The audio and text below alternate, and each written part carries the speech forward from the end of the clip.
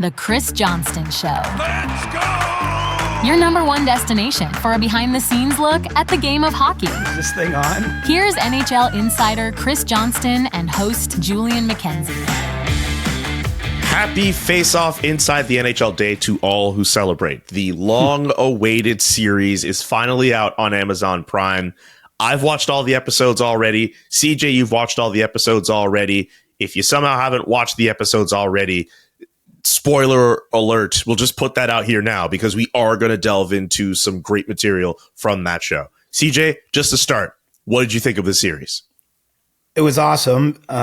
More than 4 hours of material there and over those 6 episodes. And, you know, I'll do my best not to spoil too much because there's a lot of there's some big stuff that I think that there's obvious takeaways that a lot of people will be talking about. But, you know, if you're a hardcore hockey fan, there's a lot of little details sprinkled throughout, just, you know, lines or interactions, just things that happen that I think really do provide an interesting look into some of the players in the league. Obviously, the intensity of the playoffs, because a lot of it's centered around the games played at the most important time of year. So I won't spoil too much, but there's no way to get into some kind of conversation without us dripping a few details. So if you haven't binged it yet, like you and I did this week, then you might want to skip ahead for the next 10 minutes or so. I was impressed by this series, CJ. I was impressed at how they weaved certain players' stories together and how they added context. And it was really interesting to hear from people like PK Subban and Sarah Nurse, among others, talk about some of these players that have been focused on throughout this series. But what I really appreciated, and I don't mean to lump these two series together, but remember the All or Nothing series that focused on the Leafs from a few years ago? One of the biggest gripes I had with it was they kind of had this good start, and then near the end, when we all know how it ends, but I felt like we were let down in terms of feeling out the emotions from when you don't make it to the next round or when you don't win.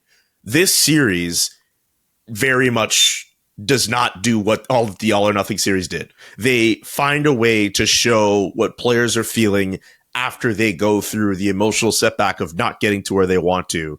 And I mean, we all know the Oilers are in this. And I think this series did a terrific job of showing that when it came to the Edmonton Oilers. I really enjoyed in particular how they focused on that team, and not just Connor McDavid, but they focused on a few other key players in that locker room. And I also love what they did with the Florida Panthers as well, even if it really was just Matthew Tkachuk most of the time. But Matthew Tkachuk, I think him and his family, they're perfect for this type of series. I really enjoyed how they focused on those two teams near the end of the series, but there's a whole bunch of stuff we can get to, even with episode 1 with David Pastrnak and William Nylander and that friendship. And I'm going to end up rambling a lot, but I really enjoyed diving into this series. Yeah, I mean, I'm glad. I think that they set out to do what they achieved. They set out to give the best behind the scenes look that you've ever had in the NHL. I think they achieved that.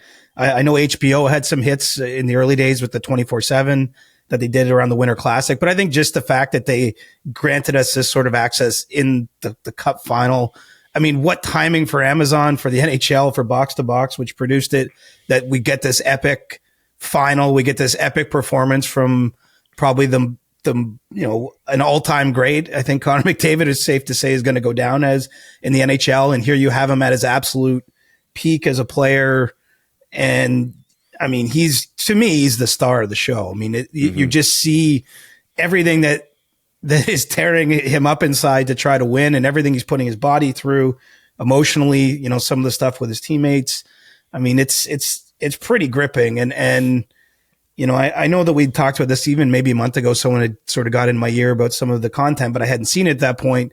I mean, I don't think that it's oversold that you would come away thinking differently about Connor McDavid, or just seeing a different side of him. I'm not saying that I didn't believe he cared or anything, but you see how much he cares in a way that just hits you over the head as you watch, especially those last 2 episodes. So I'm with you. It's, I can't even imagine a complaint with it. Like, it's not perfect.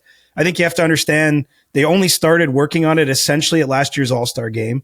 And so it was, you know, kind of a rush. Obviously, it was absolutely key to get a player like McDavid on board, but and some of the other stars, like Tkachuk, as you mentioned, is great. I mean, the Jeremy Swayman, actually, just given what's going on right now, is quite timely, but I thought that they gave pretty good access to him. I mean, he gives them an interview the afternoon of Game 7 in his hotel room before facing the Leafs. I mean, as we know from covering the league, Julian, you don't usually get to talk to the goalie the morning of that game in a typical media environment, let alone be in his hotel room hours before puck drop, and he's talking about his contract. I mean, it's they did well, and I do think that there's room for them to get better. I think that there's lessons for them to learn in different ways to approach some things in the second go round, but there'll only be a second go round if enough people feel like you and I do that this was worth watching, and enough people start binging this on Amazon Prime.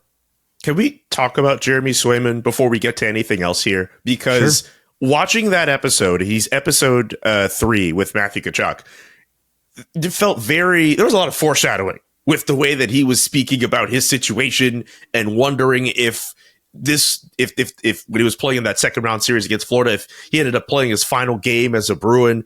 I saw you and Flu Shinzawa put out an article about that today. You could read that on The Athletic. Just watching that episode and focusing on Jeremy Swayman, knowing what's happened with him over the last few days, a bit eerie, to say the least. Like, that was super wild to follow and in parallel to what's going on right now. Right. And for context, for anyone who hasn't seen it, there's multiple interviews with Swayman. Like, you can tell because he's wearing, they're in a different location. He's wearing different clothing. Yes.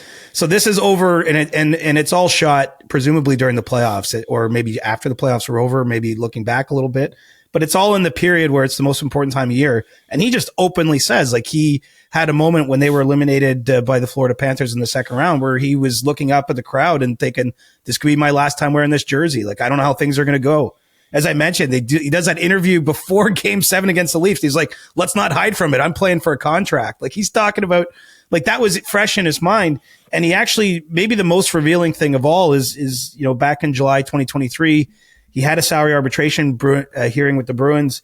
He elected for player-elected arbitration, by the way. So, I mean, it was him that initiated that process. But, he's open about how hard it was, that, your arbitrator, the person speaking on your behalf, gets up and says all these nice things about what you've accomplished.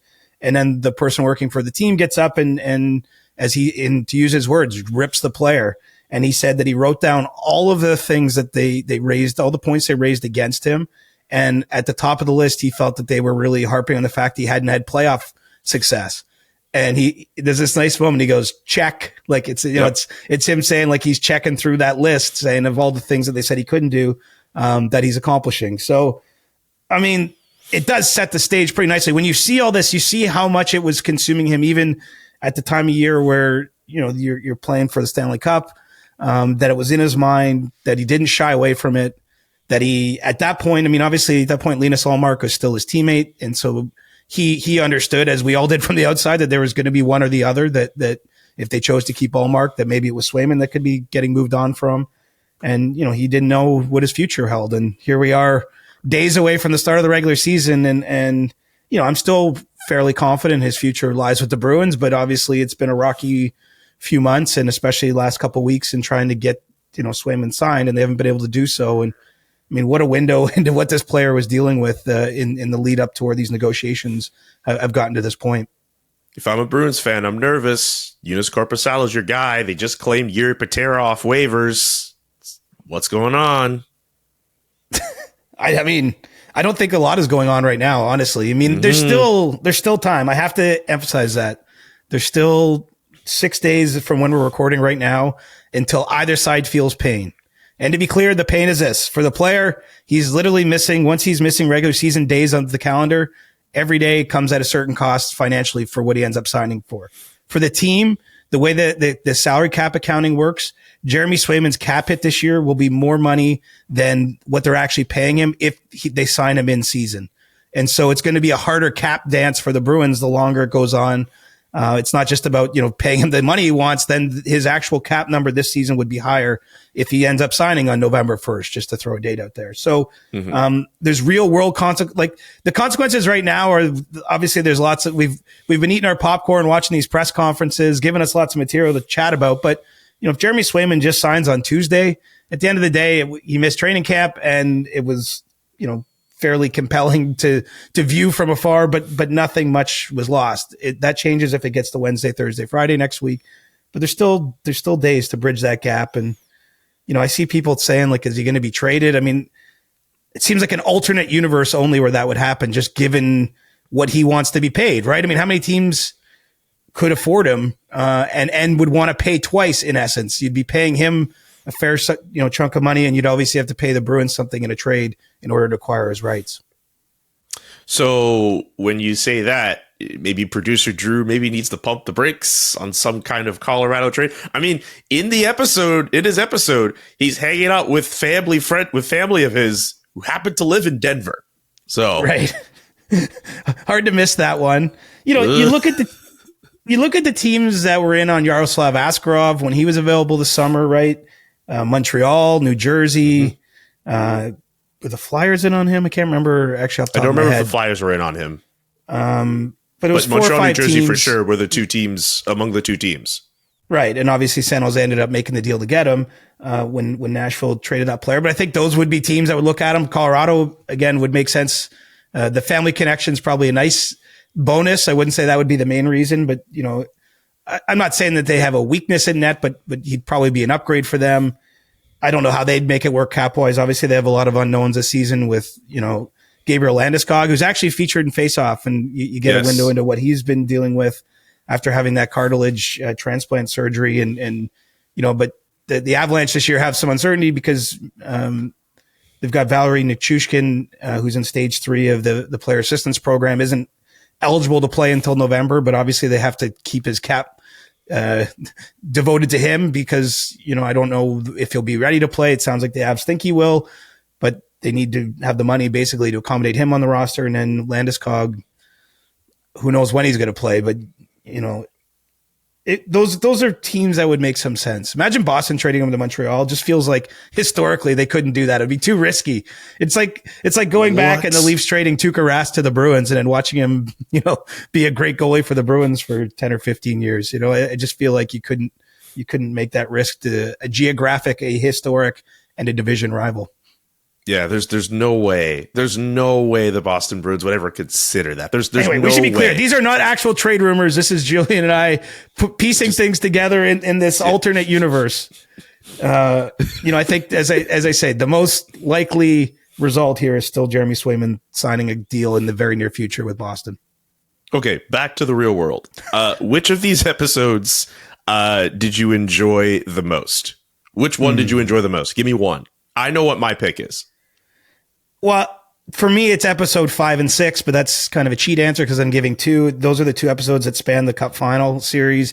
I'll probably say episode 5. All right, so we're in the same boat because we both enjoyed episode 5. Right. I mean, I loved episode 6 too, but episode 5 starts with what Julian was talking about earlier.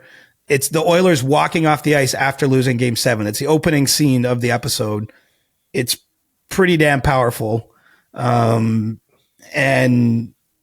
I just think it sets the stage for, what a thing. I mean, we don't want to get at it too much, but it's you're in the locker room after a team lost 2-1 in the Game 7 of the Cup Final, after coming back from 3-0 down, after coming back from what they came back from in October, November when their coach got fired, after coming back in a couple series, or at least the Vancouver series during the playoffs, and Dallas, actually, they were down. So, I mean, you just, and it was what, I think June 23rd or June 24th, like those guys have been fighting for 9 months and you're in the room with them in that moment. And it's pretty emotional, especially from Connor McDavid. I appreciate that the series didn't make him out to look like a robot. And I don't think I'm speaking out of turn when I mention this detail. I appreciate that Connor McDavid addresses the fact that people think that he's a robot, but also this year, we look at athletes, high-performing athletes who care so much about their sport and care so much about being great. Like, Connor McDavid is very much in that class, in that tier of athletes who think that way. And I also think that for casual fans who look at hockey players as these super humble, super reserved people, I would like to think that when they look at Connor McDavid, maybe there's the reserve part that's still true, the introvertedness of him.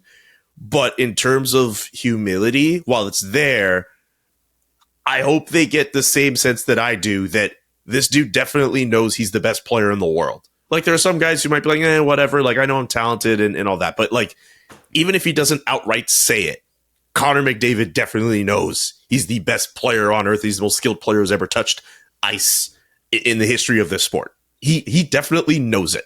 And if he doesn't know it, Leon Draisaitl knows it. Like, well, I mean, how wouldn't he know it? No one can say that, but there are people. But that's the stereotype with hockey players, right? And especially for people like, look, we're diehards. We obviously know the difference. There are other people who would watch this for the first time. They wouldn't know. That's the point I'm trying to make.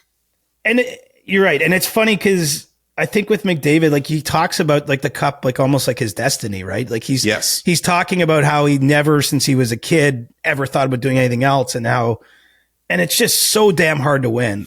Like, if you're a manager or a coach of another team and you watch this and your team hasn't had much success, like, I'd almost want my players to watch those last two episodes. Like, I actually believe it. And obviously the players know it's hard. I think everyone, like, this isn't a great headline. Like, new Amazon series reveals that winning the Stanley Cup is hard. Like, we know that intuitively.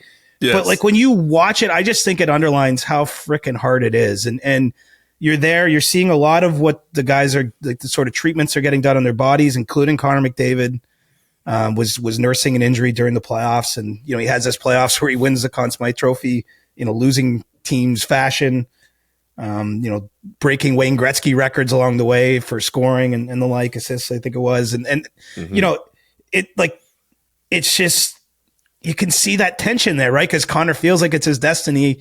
It is right there for him, but it's still so elusive. And obviously, you know, any game, any player on both sides, or coach or GM or trainer, like, you get down to game 7, almost anything can happen. It's a bounce, it's a converted power play or what have you. So, anyway, what a series. I think we've tipped our caps to it, because deservedly so.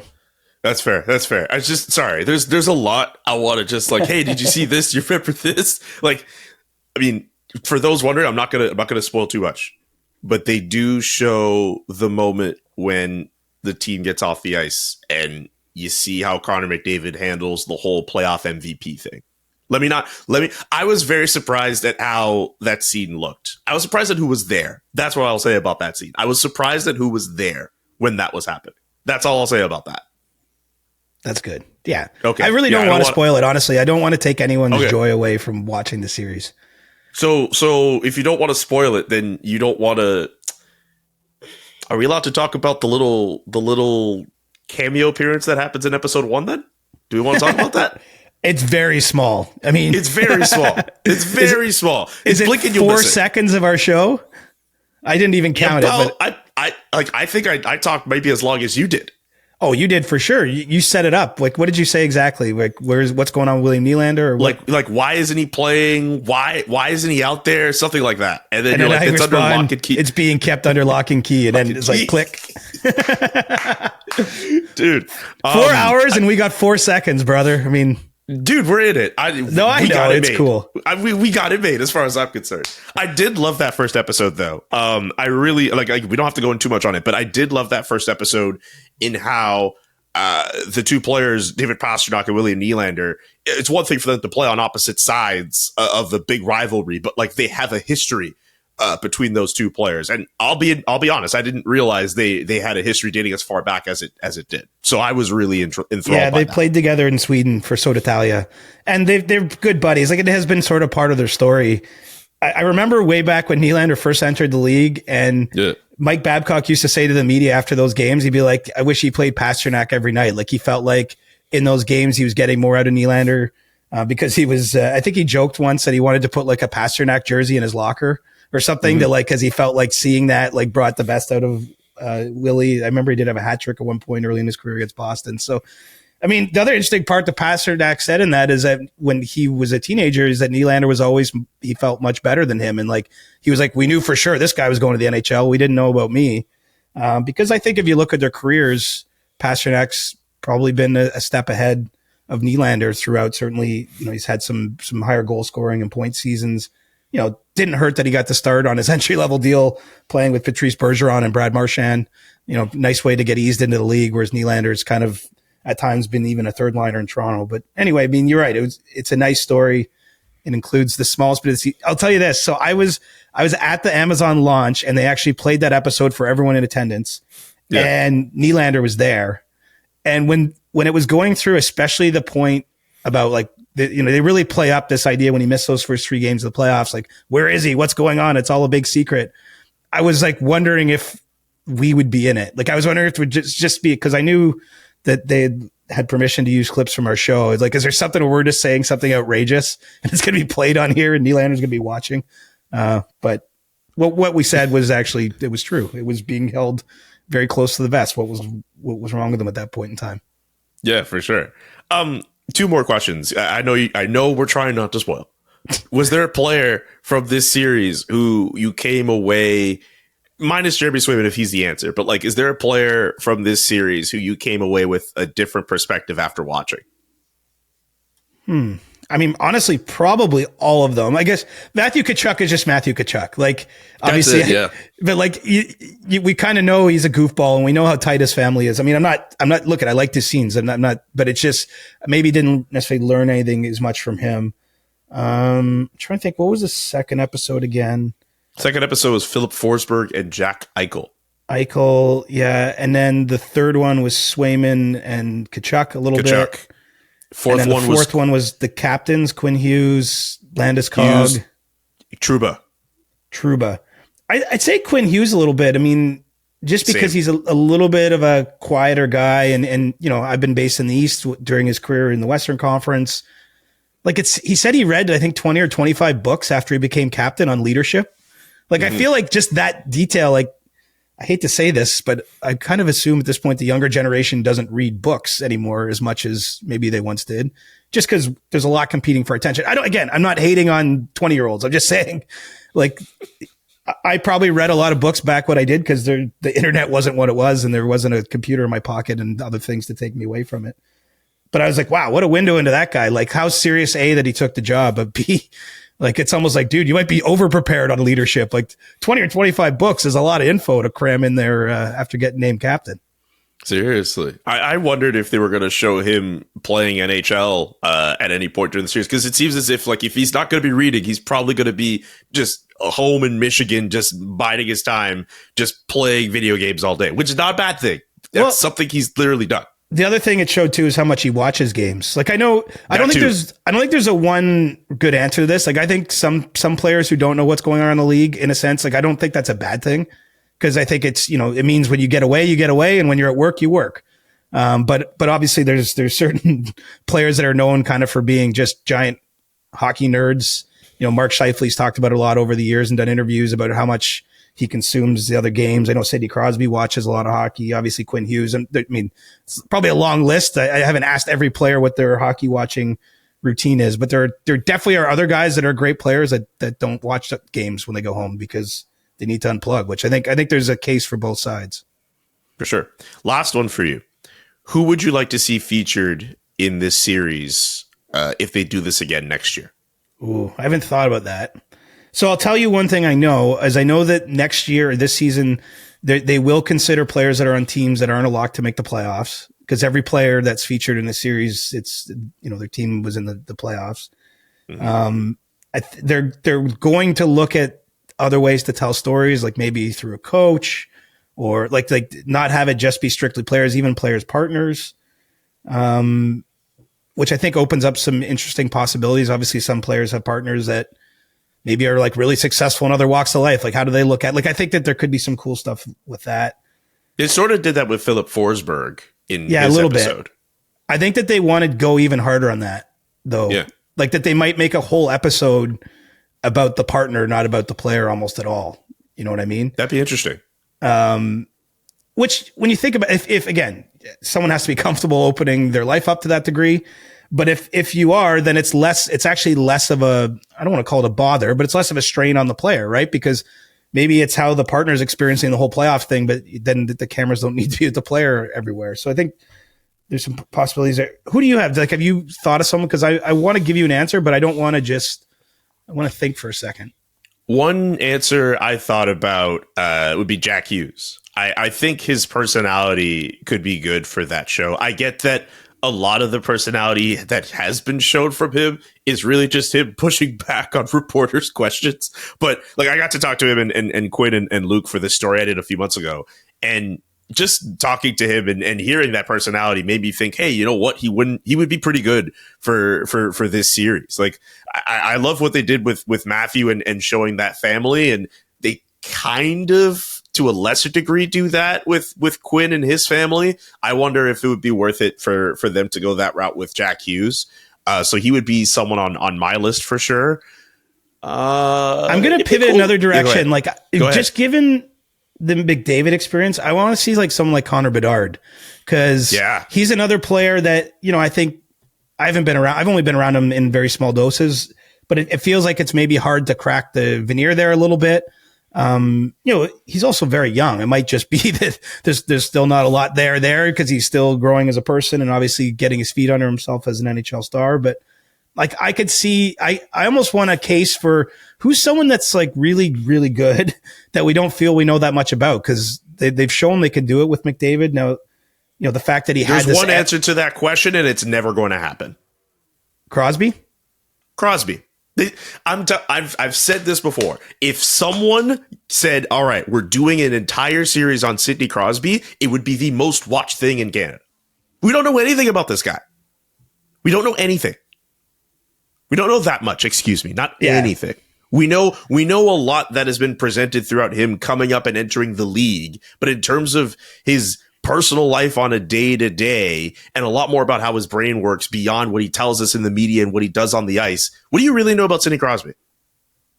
I mean, not a ton. I think that's by design, right? I mean, he grew up in the fishbowl and, you know, he's been forced to protect that privacy. He's done a really good job at it when you think about it. I mean, yes, 20 years in the league now.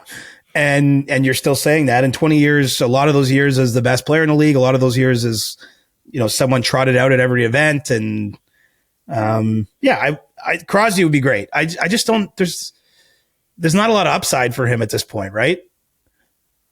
I mean, maybe if it's like an end of career legacy thing, like I could see that happening for sure. Right. One other I remember name, people were surprised when they won the cup in 2016.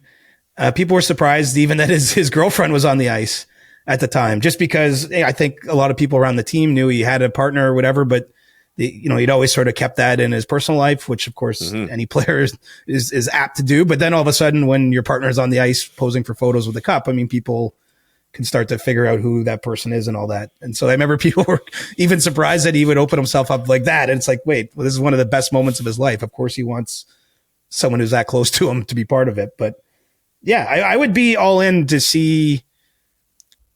He's a very curious guy. Like the one thing I've always said about my time with Sid is I've come away from it always thinking like, wow, like in addition to being this like incredible hockey player and such a disciplined person, obviously to stay at the highest level for so long, like his brain is operating in a way that like most people's don't.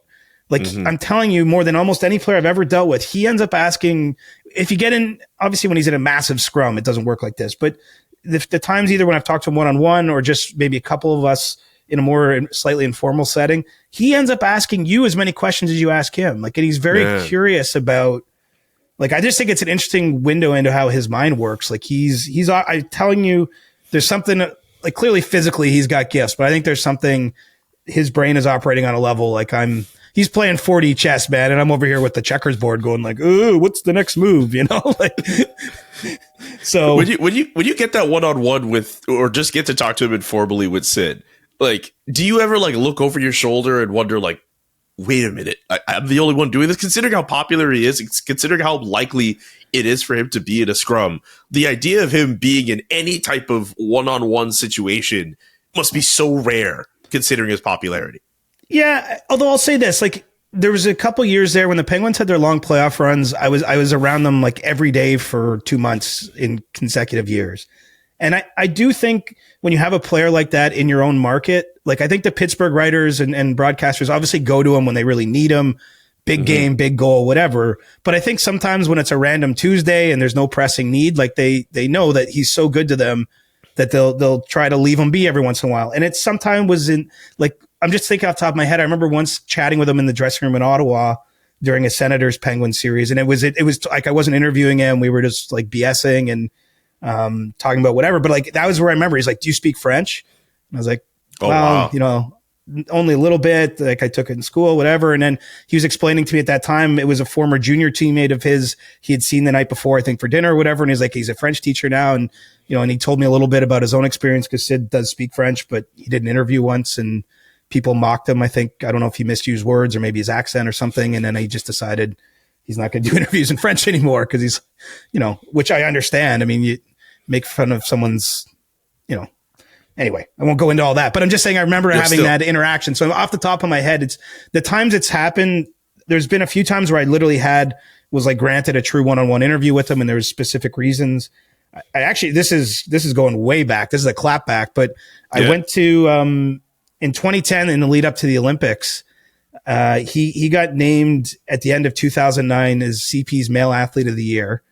And this one I was working at the Canadian Press and Newswire service. And in conjunction with that and the fact the Olympics were going to be in Canada in 2 months' time, I actually had nothing to do with the interview. Like it was at that point was above my head, but my bosses somehow arranged this interview with Sid, and they brought a camera crew in with me to you know basically record it because obviously they were using the clips to do with stuff with the Olympics, and you know I was writing the story and doing the story on him being the Athlete of the Year, and like that was one of the first times I ever did an interview like with a camera crew. And like, I remember how nervous that even made me. Like it just changed the dynamic, right? I mean, now I've done a bunch of that over the years. I spend time in front of the camera, but I remember how like nervous I was. Like I interviewed him early in the morning. It was like right before Christmas. I think I was there like December 23rd or something.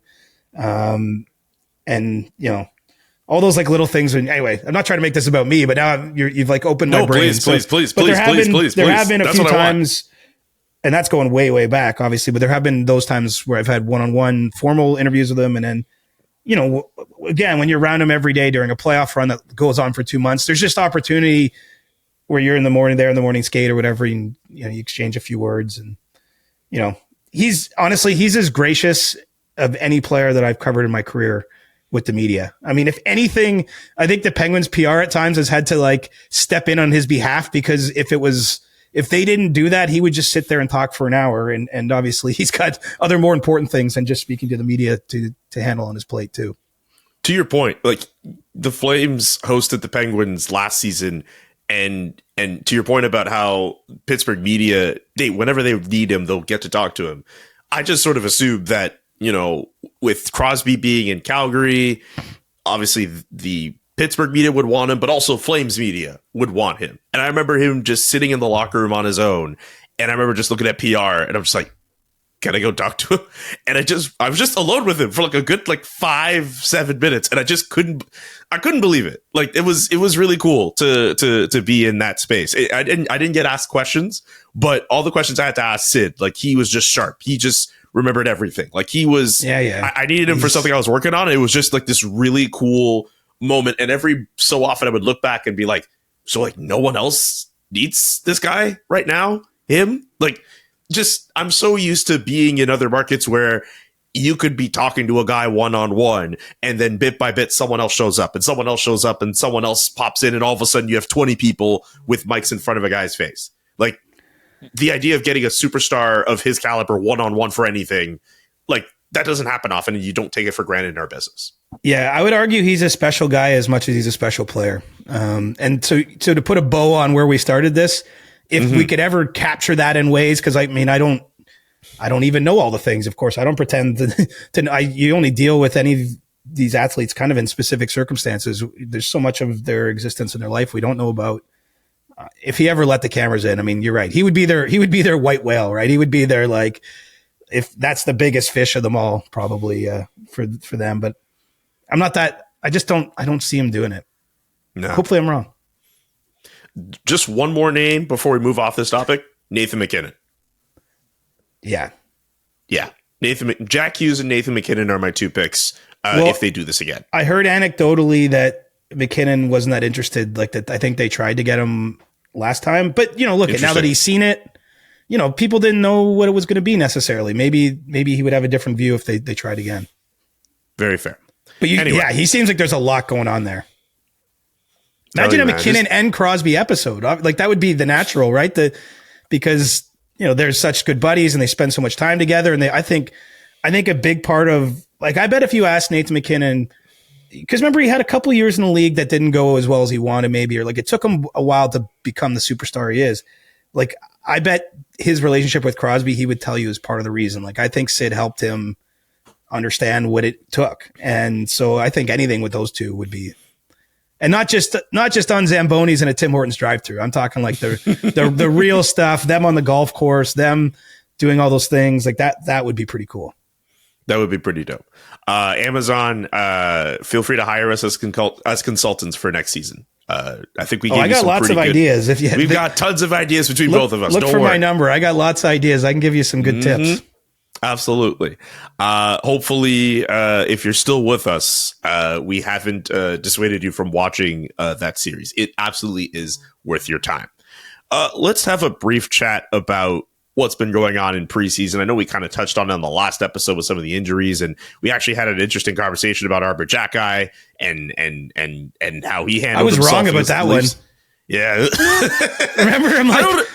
I don't put that on you. For context, Arbor Jackeye going after Cedric Paré of the Maple Leafs after Paré was involved in a knee-on-knee with Patrick Laine. It looks like he's only going to be out for 2 to 3 months for the Montreal Canadiens, by the way. We discussed that hit, and we discussed what Jackeye did after the fact. And CJ, I think, was still right in making this point that because he was only fined, he would still be seen as a repeat offender. And then you fast forward a couple of days later, where the Canadiens and the Senators play against each other, and then there's a big hit involving Jackeye and Tim Stützle. We're likely going to get into that debate, and no discipline to come for Arbor Jackeye after that hit on Tim Stützle. Here's the thing. I think you were right to think the way that you thought, because in a rational world, yeah, he should be seen as someone with a history. That being said, we're dealing with the Department of Player Safety here, which I'm sorry to tell everybody, not consistent as we would like to be. That being said, well, they split hairs, I think, right? Like they split hairs on this. Yeah. Like it's pretty clear that Jackeye was trying to lay a devastating hit there on Stützle. He was. He absolutely was. He misses in a sense. Like if he's 1 inch in another direction, it is directly to the head.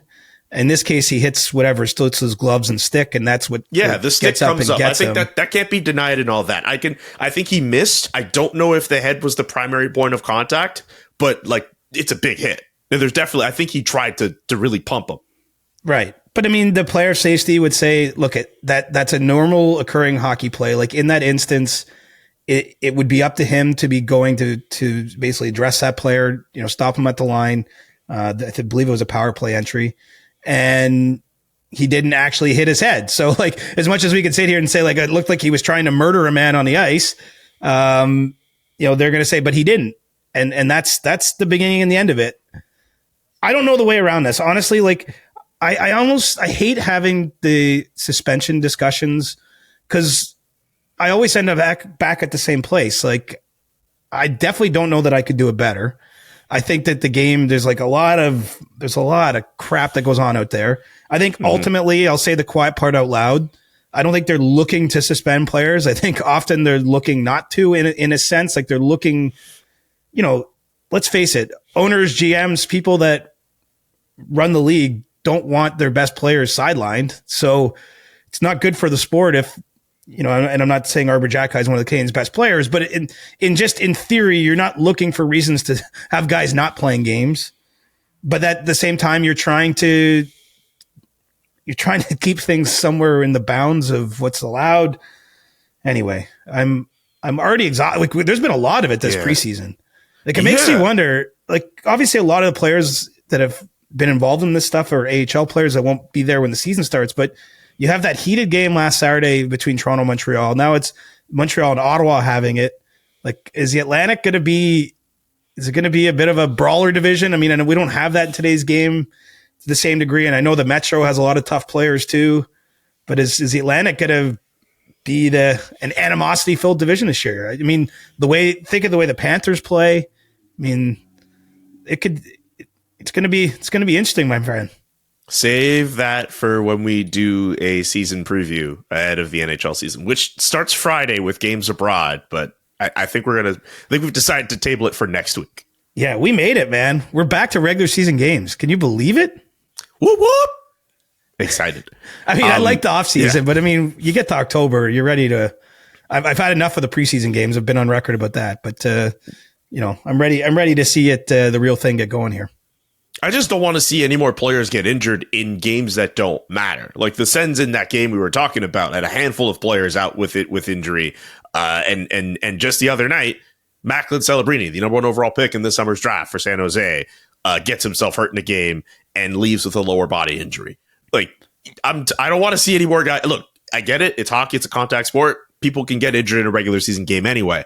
But in the preseason, like, come on, like I'd rather not see that. Yeah, and I don't know what you do, honestly, because like even the solution, and I mentioned this on the last episode that I was betting that we're going to see preseason in the near future reduced. But if you're reducing the preseason, adding more regular season games, I mean, you're basically adding more games that have higher stakes. I mean, I can't sit here and argue that that's going to lead to less players getting injured. Celebrini, I think there's some concern about whether he'll play in the first game because the injury he's dealing with has been kind of a wear and tear thing that he's been managing, and obviously got to a point where he left the game last week. And what a shame that would be if the Sharks are obviously trying to. Wasn't their hashtag? Did I see it? Is it like the future is teal or something? I think that's their hashtag this year. Which whatever, we don't have to go off on that. But the point is like they're selling the future right now, right? And what's a bigger selling point than your number 1 overall pick? And let's hope that Macklin's able to play the first regular season game in the Shark Tank there, because that as a fan that's been through it and that fan base has been through it, you're pretty excited to see your guys actually in the league and doing things that can hopefully get your franchise turned around. A wise man once told me, if you're not selling winning, you're selling hope. They're selling hope in San Jose this year. There's still not going to be as many wins, but there's reason to go to the rink. I think if you're a fan, if you want to watch Will Smith, if you want to see some of the other young players, I mean, they could still finish 30th or 31st or 32nd. Like, I don't know how it's going to go. I would certainly put them in the very bottom tier of teams, but it's going to be more interesting watching them do that. Absolutely. As we round off preseason talk, obviously there's guys on PTOs around the league. Who do you see getting some contracts before the season starts? A couple. This is not meant to be an exhaustive list, but a couple that have caught my eye is Tyler Johnson is having a big camp for the Bruins, and it seems like things are on track for him to end up with a contract. I know he scored some goals and given them some depth. So could be former Lightning player back potentially in the Atlantic Division for wearing enemy colors. Kailer Yamamoto's actually having a nice camp in Utah, seen some reps in their preseason games on the number 1 line. So wouldn't be surprised if he gets a contract. And then obviously Max Pacioretty, we talked about previous, but it sounds like everything's on track for him. Do you have anyone else that you've kind of come across that you think is likely to get a job here? Or I think Tyson Barrie makes sense to me. I know there's been a lot of smoke around that. I just think with the way the Flames are set up, they don't really have. I mean, I get McKenzie Weegar's there, and Rasmus Anderson can do it too, but they need as much offense as they can from the back end. And Tyson Barrie obviously has that experience. It seems like he's destined. He's on that track to getting a contract out there in Calgary. They've been linked for those two sides, the Flames and Barrie, for quite some time. So when I saw that he was signing a PTO, I was like, well, finally, like that's coming to fruition in some way. So I would be very surprised if he doesn't emerge from camp with a contract. I think even if it's as an extra defenseman on that team, I can see him sticking around with the big club. Right. And unfortunately, Nikolai Kulemin didn't get his contract in Ottawa. Yeah, the dream ended for his unlikely bid. But I heard he was at the rink watching his kid in Toronto, his 15-year-old son, Alex, playing recently. So, I mean, there's a good end to this for Kulemin, is more family time and getting to support his son's, burgeoning hockey career if no one else comes calling. All right. I think we're at stick taps now, Seach. Do you have stick tap for this week? I came unprepared as usual. Okay, well, I guess now we can. I'll give a cross check. I will give a cross check to the Blue Jays. Yes. Let's do this. I had this in my notes. Just peeling Blue back Jays. the curtain here. We were going over show notes yesterday, and we were trying to figure out what to talk about. And literally, all I have for this part is let me absolutely roast the effing Jays. That's what's there. CJ, please go ahead with your cross check. Where do I even take this? Woo. I'll say this. I received 2 unprompted emails in 3 days from a member of the Blue Jays ticketing staff trying to see if I would buy tickets for next season. It took everything in my power not to respond to the first one. I was not as strong the second time around because the second one arrived literally the morning they were having that press conference on Wednesday where Ross Atkins is back and Mark Shapiro's back and John Schneider's back. And the same guys who should have been fired last season. Damn. Then oversaw this debacle of a season, last place in the AL East in a year where the division was right there for the taking for any team that was even semi-competent. And now they get to run next season? I'm out, man. I'm out. And that's what I responded. I was polite. Obviously, the person selling tickets is just doing, his job. But I wrote him back and I was like, look, I've lost faith in the team, the direction of the front office. You would have to pay me to go to games next season. I am not dropping $1 on that team next year, and I'm not putting 1 minute of my time into them until they change things up with the front office. So, no one needs to listen to me rant and rave for 5 minutes about this. But I would. I am just done. Like I said to the guy, until Shapiro and Atkins are out, I'm out on the team. And I don't think I'm alone. I don't know that it's going to be mass exodus, but even the fact that they're sending 2 emails in 3 days, trying to get me to buy tickets for next year already tells me that they're worried about selling tickets next year. And they should be.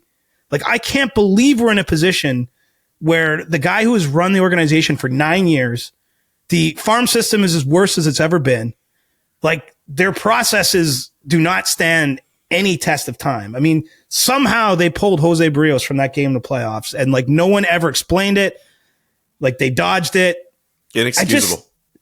I just don't have any faith in them running the team. And man, it took I almost wanted to tweet about this, Julian. I never do this, but yesterday I was so close.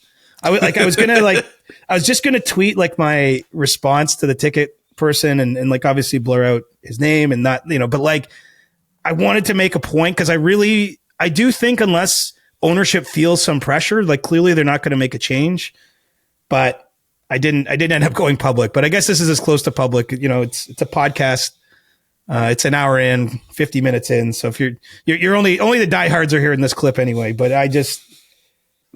the Blue Jays frustrate the hell out of me. I cannot believe, seriously, this year was already too much and they're giving them next year. Yeah. You're right.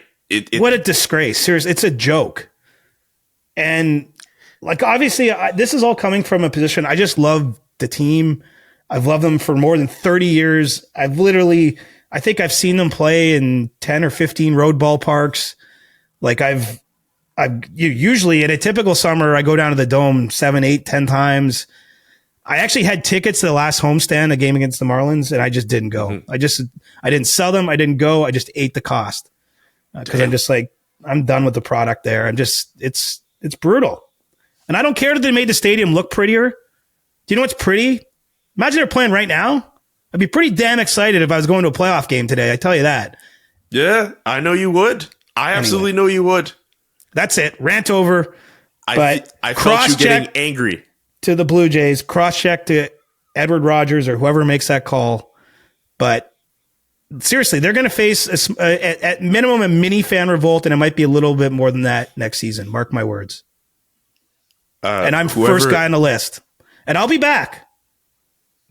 But only when I have a team and a front office I can believe in.